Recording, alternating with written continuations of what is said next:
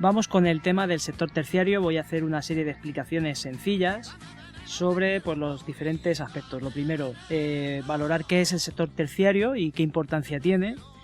Y luego vamos dentro de los servicios que hacen referencia a este sector económico. Nos vamos a centrar sobre todo en los transportes, en el turismo y en el comercio. Y por supuesto pues hablaremos de otras actividades del sector terciario. Vamos a empezar por una definición. ¿Qué es el sector terciario? El sector terciario, también denominado sector servicios, es el que agrupa todo tipo de actividades que no se dedican a producir bienes materiales, es decir, no producen bienes industriales ni producen bienes agrícolas. Por lo tanto, son bienes intangibles, como dice aquí, materiales, que tienen un componente humano y social y que generan en la sociedad gran diversidad de empleos. ¿Por qué? Porque todas estas actividades, estos trabajos del sector terciario se dedican a prestar servicios de todo tipo. Como hemos visto antes, pues vamos a ver los servicios de transporte, el comercio, el turismo, la sanidad, la educación, la administración, cuando vamos a los ayuntamientos o cuando vamos a Hacienda o cuando hacemos algún trámite administrativo, servicios culturales, un concierto, una película, etcétera, etcétera. Todos estos servicios se pueden dividir, por un lado, entre servicios públicos o servicios privados. Los servicios públicos, obviamente, son servicios financiados con dinero público, con dinero de todos los ciudadanos, ¿vale? Los gestiona el Estado, por lo tanto, el Estado a nivel general, a nivel de España, o los ayuntamientos, las comunidades autónomas, con el objetivo de satisfacer necesidades que tiene la población, pero con una finalidad social, no con una finalidad económica. Es decir, estos servicios públicos no tienen como finalidad última obtener recursos económicos, dinero, ganancias. ¿Qué servicios públicos más importantes conocemos? Pues la sanidad, la educación, el orden público, pero también servicios que no son rentables para la actividad privada, como es el abastecimiento de agua, las ciudades, el agua potable, como son los transportes. Construir una red de ferrocarril no resulta rentable a ninguna empresa privada, ¿vale? Y luego tenemos empresas privadas, servicios privados, que ofrecen las empresas a la ciudadanía con el objetivo, aquí sí, de obtener un beneficio económico, de obtener dinero, unas ganancias. Encontramos servicios sanitarios, educación, ocio, etc. Y luego también podemos dividir las actividades del sector terciario dependiendo de la finalidad. Pues tenemos, por ejemplo, aquí lo vemos, pues servicios de tipo social, ¿no? Que satisfacen necesidades a la sociedad, como pueden ser los dos más importantes que me vienen a la cabeza: la educación y la sanidad. Servicios administrativos se ocupan de funciones diversas como la gestión, la tramitación de documentos públicos, de documentos también privados.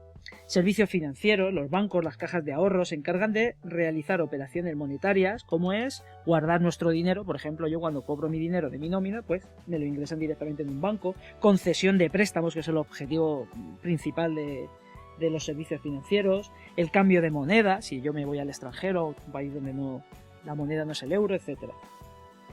Servicios culturales también, aspectos relacionados con la cultura, museos, exposiciones, conciertos, cine, teatro, Netflix.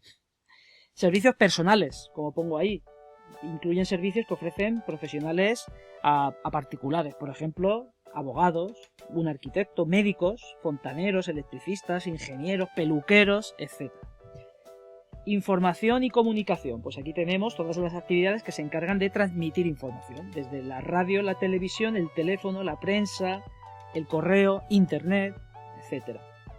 Servicios comerciales, el comercio es uno de las principales actividades del sector terciario. Incluyen pues todo tipo de comercio, desde el comercio minorista o el comercio al por mayor, que hablaremos, o comercio nacional o comercio internacional. Los transportes se encargan de transportar personas y mercancías de un lugar a otro, ¿vale? Y puede ser terrestre, puede ser transporte fluvial por avión, marítimo.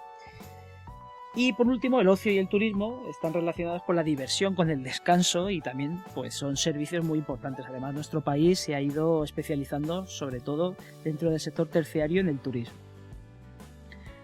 España, igual que el resto de economías de su entorno, está en un proceso de terciarización de la economía. ¿Esto qué significa? Pues significa que los sectores primario y secundario han ido retrocediendo en favor del sector terciario. Aquí tenemos en color verde el sector terciario y vemos cómo ha ido creciendo continuamente, a la vez que el sector primario y secundario ha ido disminuyendo.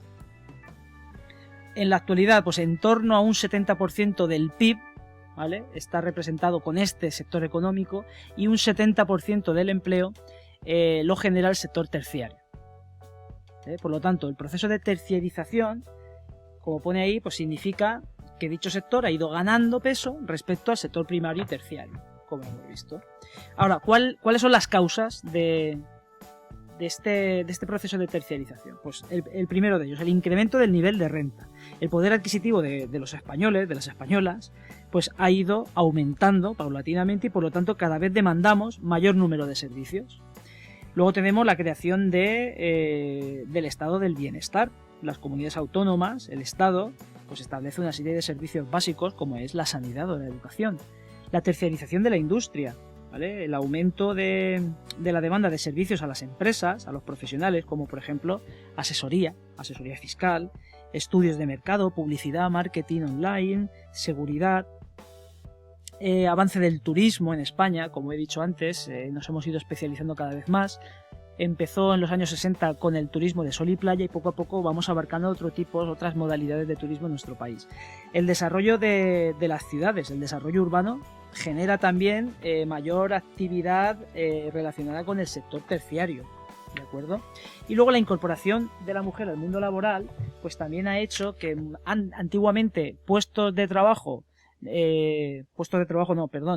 actividades domésticas que realizaban las mujeres porque no tenían un papel social, la mujer estaba abocada a estar en casa, pues poco a poco han ido parando a generar puestos de trabajo, servicios a la sociedad también, ¿vale?, que como digo antes estaban relacionados con la mujer y que hoy en día la mujer, igual que el hombre, pues participa del mercado de trabajo. Todavía queda mucho que hacer, evidentemente, pero desde los años 70 hasta hoy, pues ha habido una incorporación progresiva de la mujer al mundo del trabajo. Esto ha hecho que, por ejemplo, pues el trabajo en el hogar pues genere puestos de trabajo de empleadas y empleados en el hogar, de servicios de guardería, etcétera, etcétera. Afortunadamente, la mujer ha ido, como digo, incorporándose al mercado laboral, pero queda mucho por hacer, porque, por ejemplo, muchísimas mujeres cobran por media muchísimo menos que los hombres a la hora de hacer el mismo tipo de trabajo. En fin, esto es otra cuestión de la cual pues podremos hablar más adelante. Y ahora vamos a ver esto, sistemas de transporte. El primer sector... No, vamos a ver esto. No, perdón, estábamos aquí. El proceso de terciarización y la desigualdad territorial del proceso de terciarización. Exacto. ¿Vale? Vamos a ver que en España, evidentemente, a nivel general, ya lo hemos visto, el 70% del PIB y el 70% del empleo, más del 70% del empleo, está destinado a actividades del sector terciario, pero esa distribución del sector terciario en la superficie de nuestro país, pues es desigual, ¿vale? Hay comunidades autónomas que tienen mayor importancia que otras. Aquí vemos, por ejemplo, que hay áreas muy especializadas en el turismo y por ello tienen un color pues muchísimo más intenso, ¿vale? Canarias o Baleares, que representan más del 70% del PIB, también Andalucía, los grandes centros administrativos o industriales del país, Madrid y Barcelona, ¿vale? Y luego en general todas las ciudades, todas las capitales de provincia destacan el sector terciario por encima de cualquier otro, ¿vale? Porque prestan servicios a todos los núcleos rurales del entorno. Por ejemplo, si vamos a la provincia de mi abuelo, aquí en Zamora, pues evidentemente el sector primario tiene muchísima más importancia que en Alicante. Obviamente en la ciudad de Zamora o los principales núcleos urbanos de la provincia de Zamora, el sector principal será el sector terciario porque genera servicios a toda la provincia. ¿De acuerdo? Por el contrario, el peso del sector terciario lo vemos muy reducido en algunas comunidades del interior, como vemos aquí. Pues Castilla y León, ¿vale?, La Rioja, Galicia, Navarra. Son áreas rurales y con una industria de tipo agroalimentario. Hay dos casos muy impactantes aquí, Ceuta y Melilla. ¿Vale? El caso de Ceuta y Melilla, pues la importancia del sector terciario se debe a que hay ausencia de otras actividades económicas. No hay ni industria ni agricultura prácticamente en estos lugares. Ahora sí vamos a hablar de los transportes y las comunicaciones. Características generales del sistema de transporte de nuestro país. Bueno, os he puesto aquí en rojo algunos conceptos, ¿vale? Sistema de transporte, medios de transporte, red de transporte. Vamos a ver un poco ¿Qué diferencia hay en todos estos conceptos? ¿Vale? Lo primero de todo, el transporte, como he dicho antes, es el traslado de personas y de mercancías de un lugar a otro. Para realizar ese transporte se emplean diferentes vehículos, que puede ser un automóvil, un tren, un barco, un avión, y esto recibe el nombre de medio de transporte. ¿Vale? ¿Qué medio de transporte utilizo? Pues un coche, un avión, un barco, ¿de acuerdo? ¿Por dónde circulan estos medios de transporte? Pues los medios de transporte circulan por unos espacios que se denominan vías, ¿vale? Las infraestructuras viarias, las vías por donde van, por ejemplo, una carretera por donde van los coches, el ferrocarril, ¿vale? La red ferroviaria por donde va el tren. Y luego podemos decir que el conjunto de todas estas vías, de carreteras, de ferroviarias, puertos, aeropuertos, forman la red de transportes.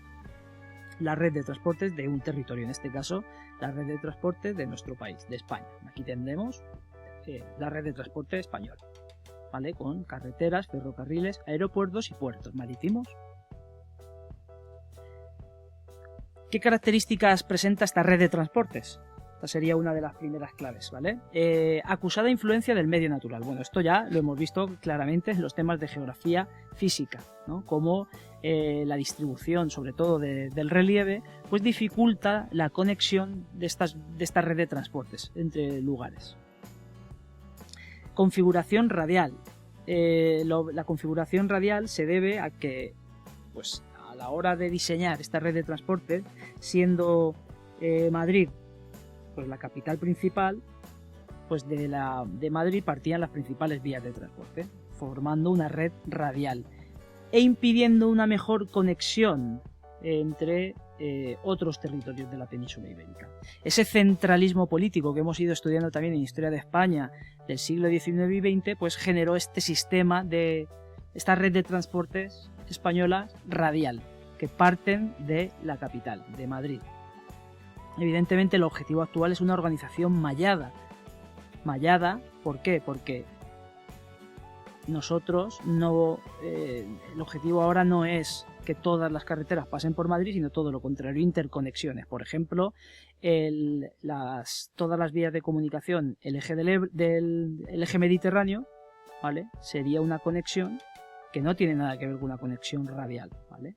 Que va comunicando toda la costa mediterránea con el resto de Europa, sin pasar obviamente por Madrid. O la conexión de la Vía de la Plata, por aquí, de Sevilla, por Extremadura, Zamora, hacia el norte de España, hacia Asturias.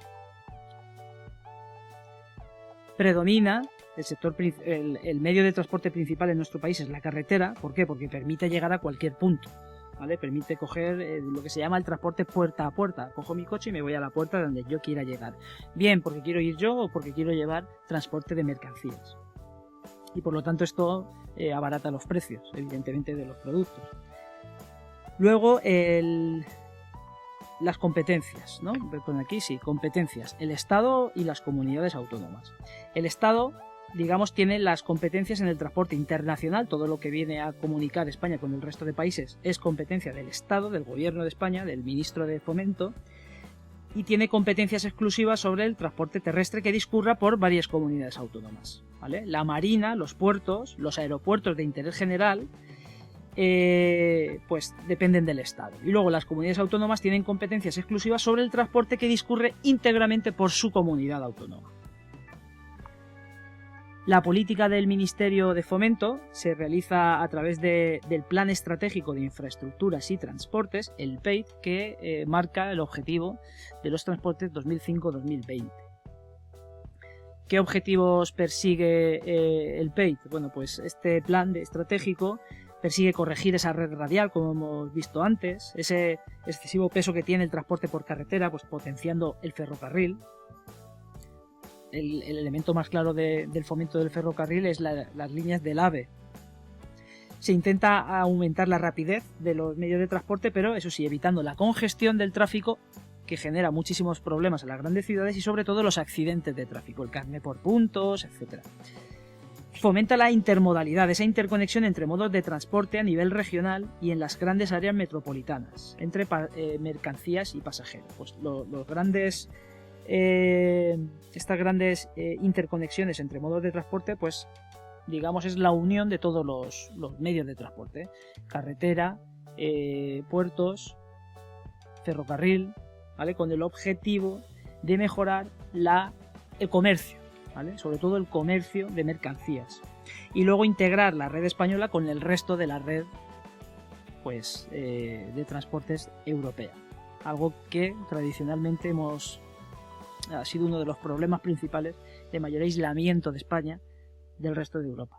Y luego, bueno, aquí lo vemos, los problemas de accesibilidad con Europa parten de la idea de que la península ibérica, como vemos, está rodeada de agua por todas partes, menos por una, que además hay una enorme cordillera ahí, los Pirineos, que dificulta esa conexión tradicional entre España y el resto de Europa. Si además el ancho de vía de los ferrocarriles fue diferente, pues hubo un problema bastante grande, ¿vale? Con la entrada de España en la Unión Europea se reciben fondos de cohesión, ¿vale? Fondos de cohesión con el objetivo de favorecer, pues, las actividades económicas de España, ¿vale? Fondos de cohesión que muchos de ellos fueron a parar a la mejora de las infraestructuras de transporte. Todo esto lo veremos más adelante. Vamos a ver el transporte terrestre, que puede ser por carretera o puede ser por ferrocarril. El transporte terrestre, como hemos visto, está condicionado completamente por el medio físico, ¿vale? Por el medio físico, pues sobre todo por la red fluvial y por la red de montañas, de cordilleras, de sierras. En la actualidad, pues el transporte por carretera es el principal, es el que mayor importancia tiene. El 90% de los pasajeros lo hacen por carretera, a través de coches mayoritariamente, y un 70% de las mercancías se mueven por medio del transporte por carretera. ¿Por qué? Pues porque esto beneficia el precio, ¿vale? El precio de transportar los productos es más barato y además permite esa conexión directa desde el punto de producción hasta el destino, ¿no? Donde quieres llevar el producto, puerta a puerta, como hemos dicho antes.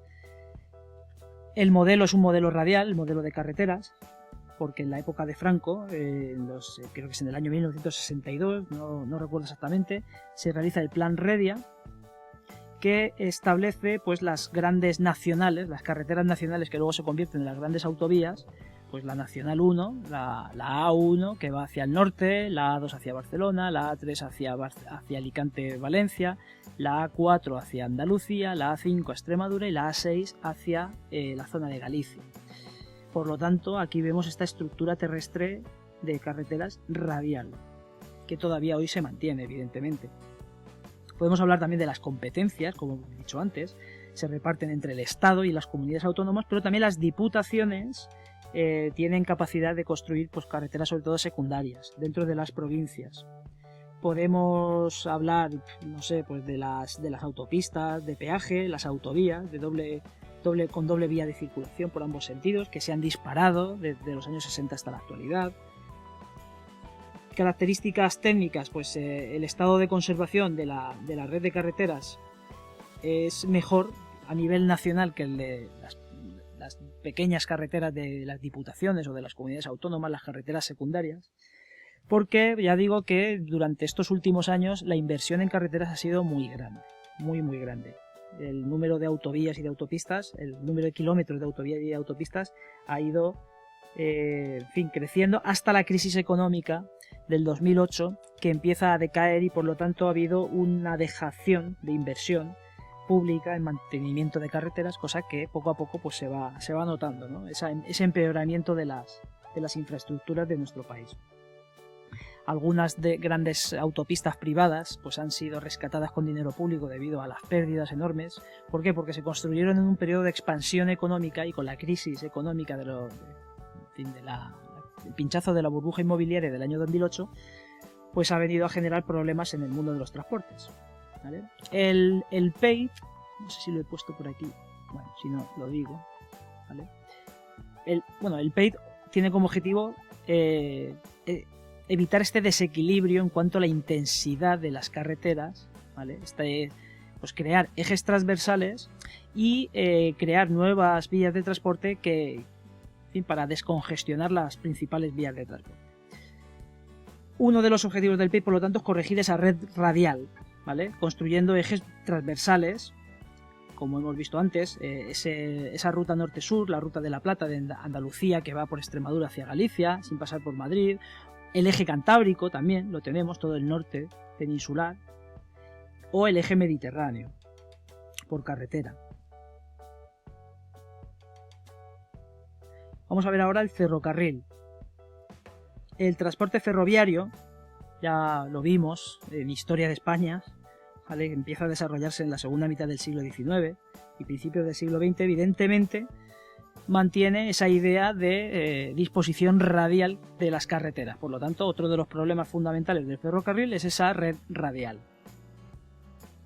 Y además se diseñó con un ancho de vía distinto al europeo, debido a que el medio físico de nuestro país pues hacía necesario un ancho de vía mayor para poder llevar mayor número de carbón, para que los ferrocarriles pues pudieran salvar esas enormes distancias de altitud que había entre unos lugares y otros.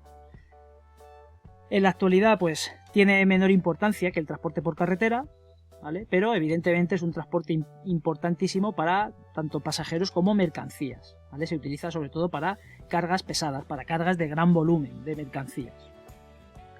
¿Principales ventajas del transporte ferroviario? Pues evidentemente su seguridad. Hay menos accidentes, hay menos probabilidad de morir montado en avión, en tren, que en coche. Contamina mucho menos, no tiene una congestión, no genera congestión de tráfico. En relación al transporte por avión, pues una de las ventajas es que las estaciones de tren suelen estar en el centro de las ciudades, ¿vale? Los aeropuertos sabéis que están a las afueras, lo que ahorra también tiempo de distancia a nivel de transporte de mercancías, pero también de pasajeros. Las competencias también son del Estado y de las comunidades autónomas. La empresa pública que se encarga de mantener las infraestructuras de transporte ferroviarios se llama ADIF. Es una empresa pública.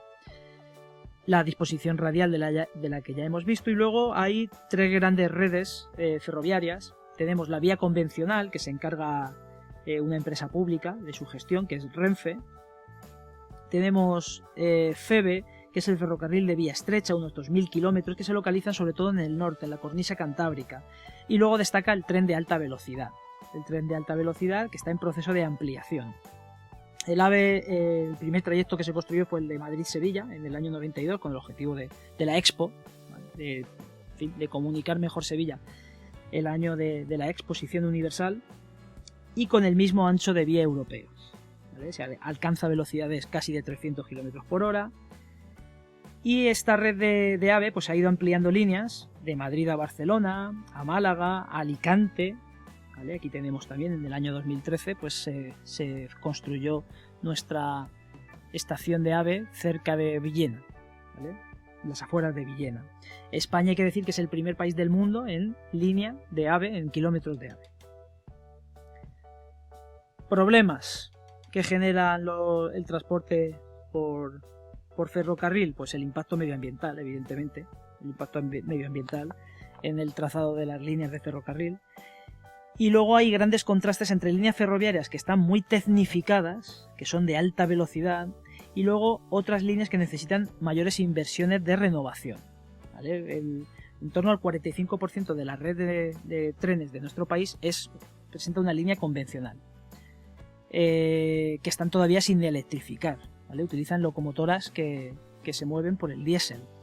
Y existen gran cantidad de tramos ferroviarios que tienen una única dirección, no tienen doble vía, y por lo tanto pues eso también encarece el tiempo y el coste de transporte.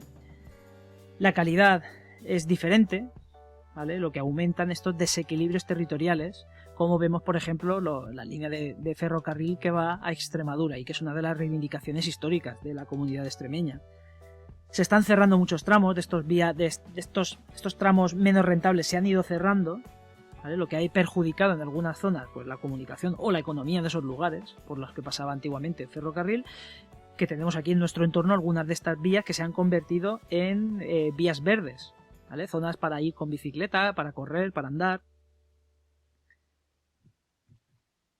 Y luego, pues, no sé si he puesto algo más aquí, no. Nada, pues decir, objetivos del PAID, de cara al futuro, pues es incrementar ese tráfico de mercancías a nivel que esté bien comunicado con otros medios de transporte, ¿vale? De multimodal, por así decirlo.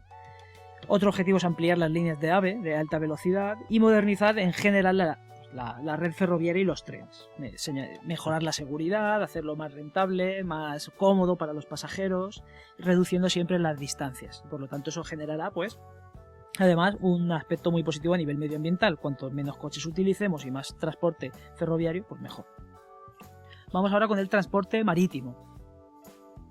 El transporte marítimo se utiliza para mercancías, fundamentalmente, de gran peso, de gran volumen, porque resulta más costoso, evidentemente, de otra manera. Evidentemente también transporte de pasajeros, ¿vale? Cruceros, viajes de ocio que se realizan de larga o de corta distancia.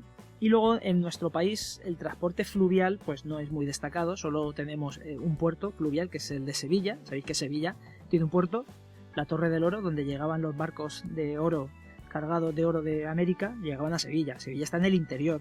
¿Cómo se puede llegar en barco a Sevilla? Pues a través del río Guadalquivir, que es el único tramo navegable con grandes barcos que hay en nuestro país.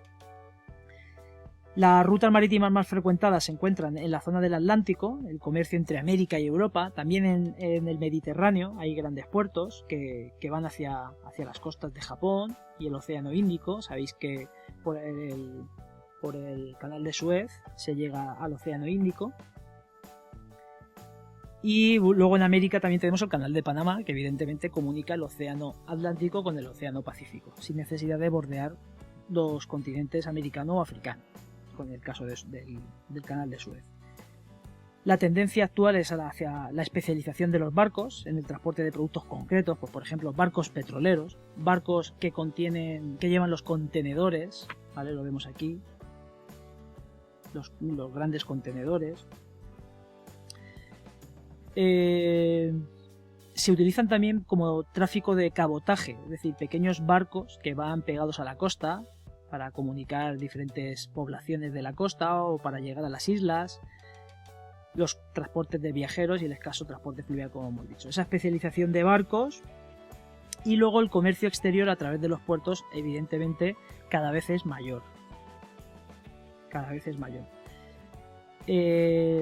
Los puertos de nuestro país están gestionados por el Estado y regulados por la Ley de Puertos de 1992. ¿Vale?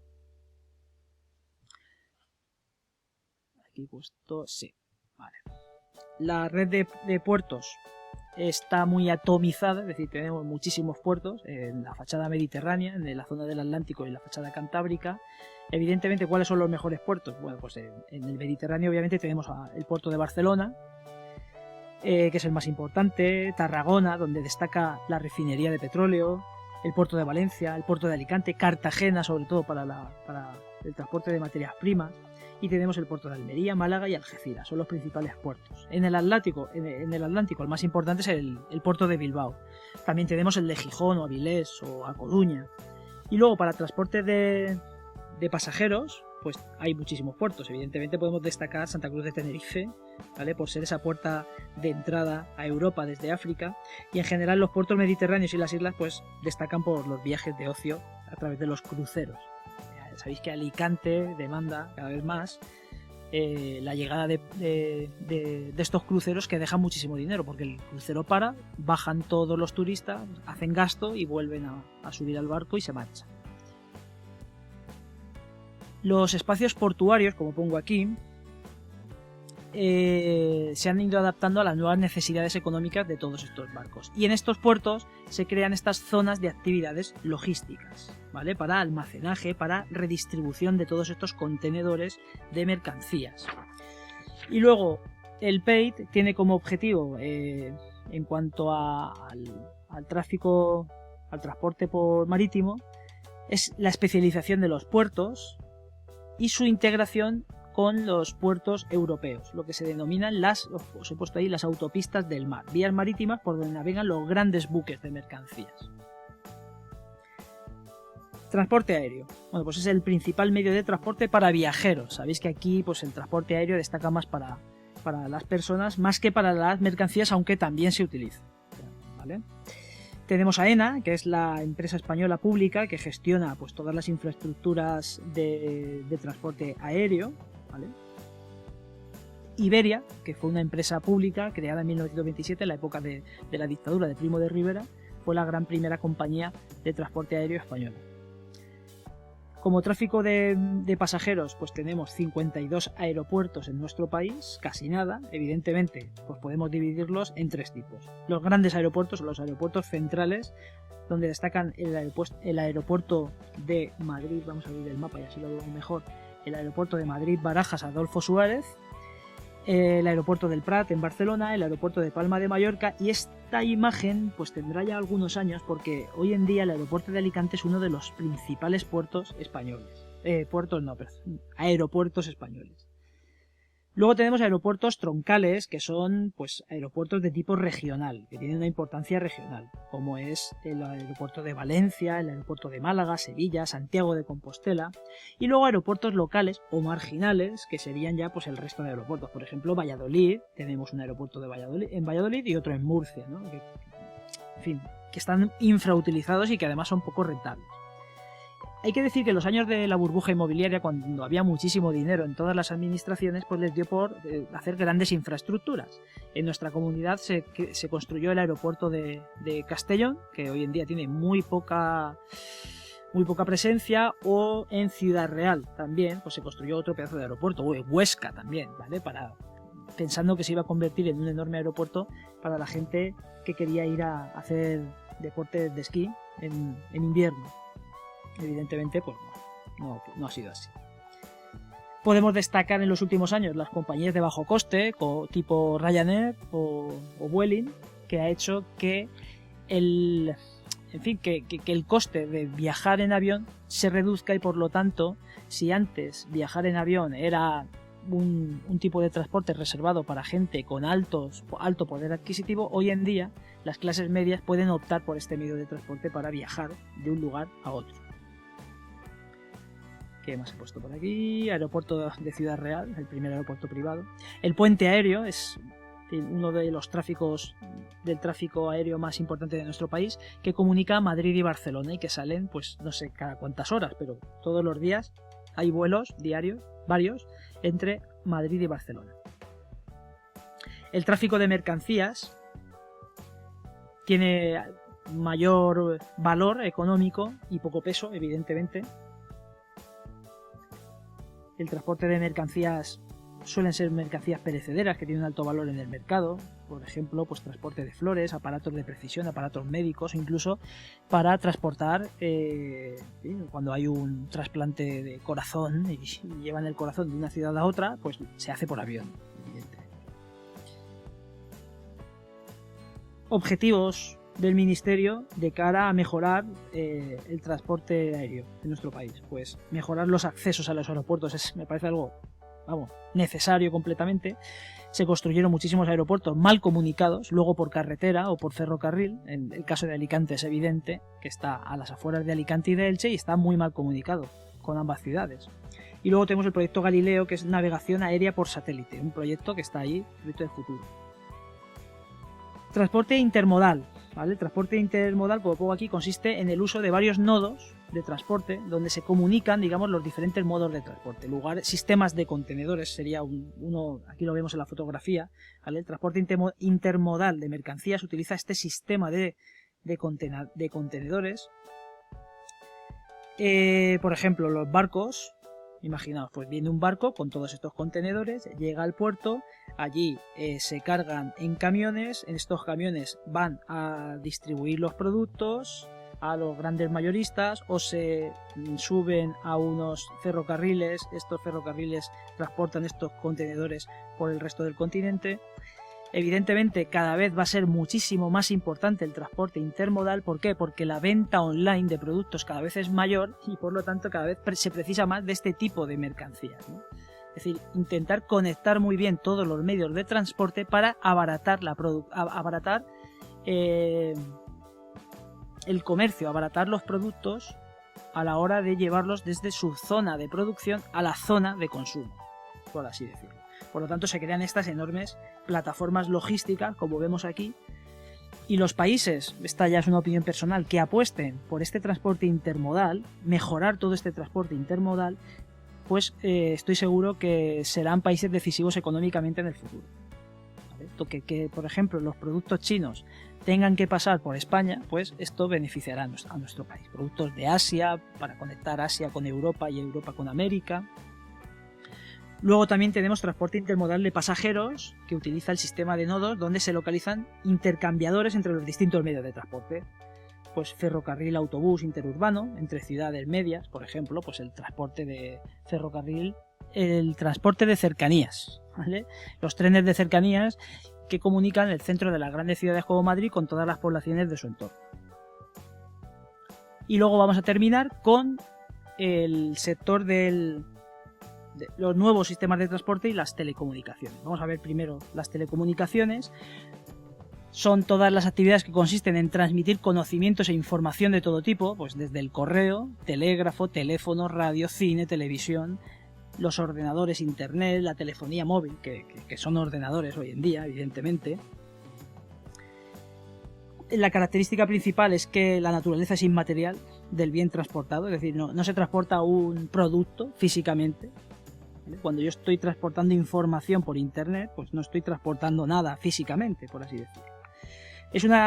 Es una comunicación de información, donde se transmite información a tiempo real, muchas veces, ¿de acuerdo? Y podemos hablar también de transporte de capitales, que se realiza mediante movimientos de compra-venta o transferencias de dinero de un lugar a otro, ¿vale? En fin, evidentemente estas telecomunicaciones destacan lo que son las TICs, internet, telefonía, televisión, que tienen hoy en día pues un papel de transmisión de información y de integración de España con el resto del mundo pues muy importante. Y luego también nuevos sistemas de transporte. Tenemos oleoductos que sirven para trasladar productos petrolíferos de las refinerías a los centros de consumo, o los gaseoductos, exactamente lo mismo, desde los centros de producción, distribución y consumo hacia las zonas de consumo. Pues vienen, por ejemplo, en el caso de nuestro país, nosotros no somos productores de gas natural, ya lo vimos en el tema anterior, pues viene del norte de África a través del estrecho de Gibraltar, a veces también desde Europa del Este, ¿vale? hacia el resto de Europa, y por Francia entra también estos enormes gaseoductos, o el transporte de agua por tuberías.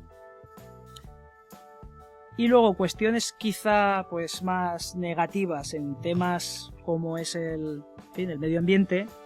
Pues hay que decir que el desarrollo cada vez mayor de todos estos sistemas de transporte se traduce en la degradación ambiental.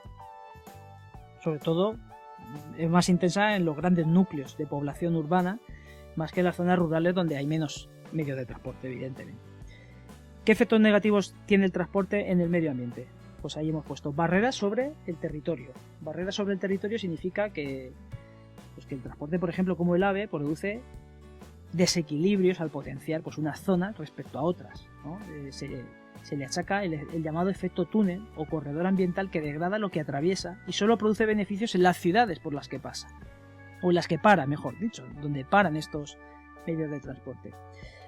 La contaminación atmosférica es evidente, ¿vale? Que puede ser contaminación por la emisión de gases, partículas nocivas